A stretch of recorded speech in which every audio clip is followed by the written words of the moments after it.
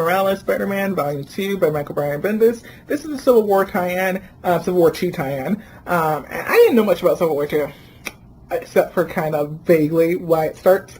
This was intense. It was really, really intense. It's like, wow, yeah.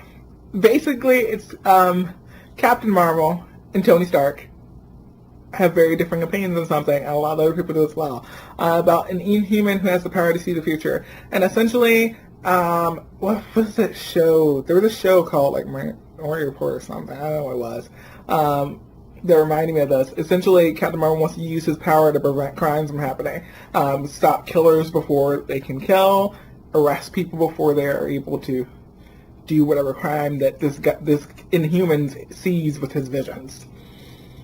It's kind of a mess, and I'm actually on Tony Stark's side completely with this one. Like, there wasn't even a moment where I was like, yeah, I'm on Captain Marvel's side. Like, I'm just completely on Tony Stark's side with this one. But the story kind of starts with Miles. With Tony Stark, and Tony Stark explaining the situation and asking him where he stands on this. And also pointing out that what Captain Marvel's doing has some kind of hints of profiling to it and things like that, which this book had some very heavy discussion on profiling and like on Miles talking to his father about his father's been arrested for things he didn't do before, or like brought in for questioning stuff just for no reason.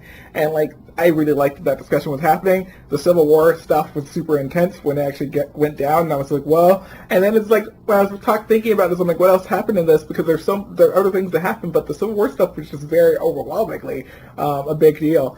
So other things that happen in here, though, there's conversation with Miles and Bombshell. I've read a bit of Bombshell in the Power comics, I believe, and she's interesting. I don't know much about her character. I think I've talked about her when I talked about the Power comic, because that particular comic that I read featured her a lot. But she's interesting. She seems a little anti-establishment, like Avengers and that stuff. She wouldn't be in that group, I feel like, ever, even if they offered, which is cool. I like her. I thought she gave Miles some pretty solid advice as well. Miles also meets up with Nova and Miss Marvel, who's also involved in the Civil War tie-in quite a bit. They're friends of his in the Avengers, so that was pretty cool. I love Miss Marvel. I haven't read any Nova up until now, I don't think, which is pretty cool as well. But then there's also cameos from Jessica Jones and Luke Cage, which is really fantastic, and I love that. It makes me want to read find more Jessica Jones and Luke Cage stuff in comics, because I like them a lot together on the page, and I feel like their interaction with Miles is really fantastic as well. Gold Balls is still around. I don't think I mentioned that in the last volume, but there's a mutant named Gold Balls who is around, and I don't know what to think about this character, because I just don't know yet. I think his actual name is like Fabio something? Yeah. He's interesting. But yeah. His power is to make these golden ball things that do things, apparently. Oh my god, it's so weird. But it's cool. It's cool. It's a power. Do what you do with it. He hasn't ticked me off yet, so that's great. But yeah. And there's S.H.I.E.L.D. antics that happened. Dude, a lot of stuff happened in this volume. But yeah. Civil War tie-in. Awesome. I gave this 5 stars. It was really intense. I liked the cameos. S.H.I.E.L.D.'s antics that were going on were very interesting. I feel like they're going to lead to something interesting.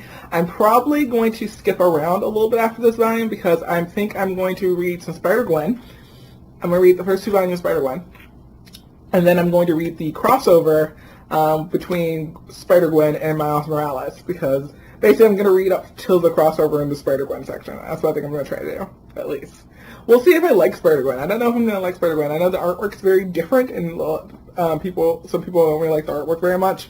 I really like the artwork in the Miles Morales comics, so we'll see how I feel about that, how I feel about the story. I hope I like the story. I think Spider-Gwen just sounds interesting, so I put the volumes on hold already at the library. I'm going to read those, then I'm going to do the crossover, and then we'll go from there. But I'm really enjoying my Spider-Man comic reading this month, the last couple months, and I love the Spider-Man movie that came out, so Spider-Man's kind of rocking it for me right now. So yeah. Alright, that is it for this little review talk up on this comic, and I will see you all in my next video. Bye!